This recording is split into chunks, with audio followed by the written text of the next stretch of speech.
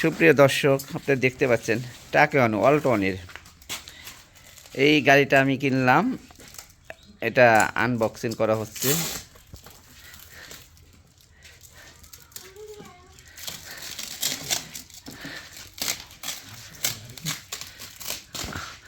Hasib unboxing করছে, দেখতে পাচ্ছেন। গাড়িটা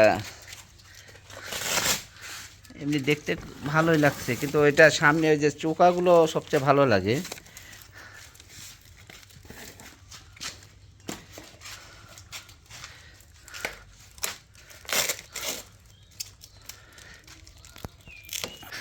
তেলের অভাবের জন্য আজকে এই ব্যাটারি চালিত গাড়িগুলো চালাতে হচ্ছে।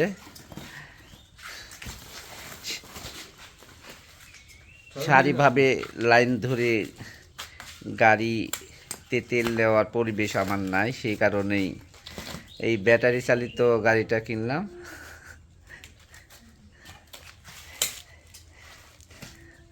নিজের গাড়ি দুইটা থাকতেও আরেকটা গাড়ি কিনলাম পরিস্থিতির শিকারে।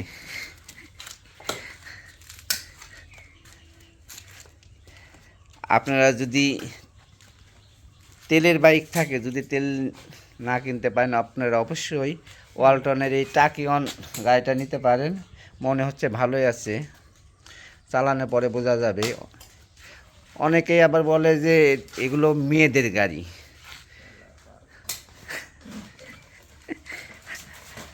হাসতেছে আর গাড়ি খুলছে, আনবক্সিং করছে। দর্শক ওই থাক, পাছনে থাক।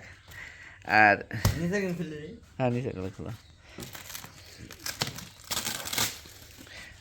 আপনারা যে যেখান থেকে দেখতে পাচ্ছেন সবাই একটু লাইক, কমেন্ট, শেয়ার দিয়ে একটু জানাবেন দেশের পরিবেশ, দেশের হাল হকিকত, যে আমার মতন সবাইকে এই ধরনের বাইকগুলো আবার কিনতেছেন নাকি একটু জানাবেন। এই গাড়িটা যখন তেল আসবে তখন আমার গাড়িটা অযথা পড়ে থাকবে। হ্যাঁ,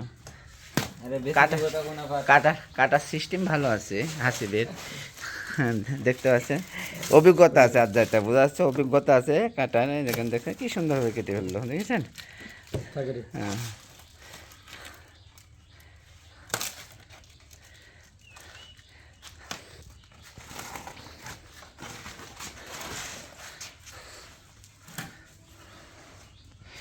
টায়ারগুলো টিউবলেস টায়ার, হাইড্রোলিক ব্রেক।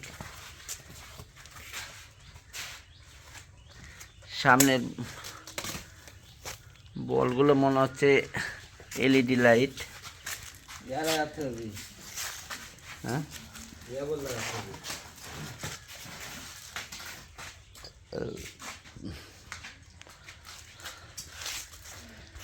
আজকের জন্য এখানে সমাপ্ত। আল্লাহ হাফেজ।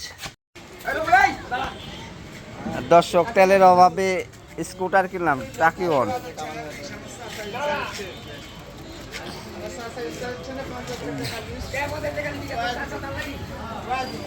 কিন্তু আসলে চালাতে একটু বেজুত লাগছে।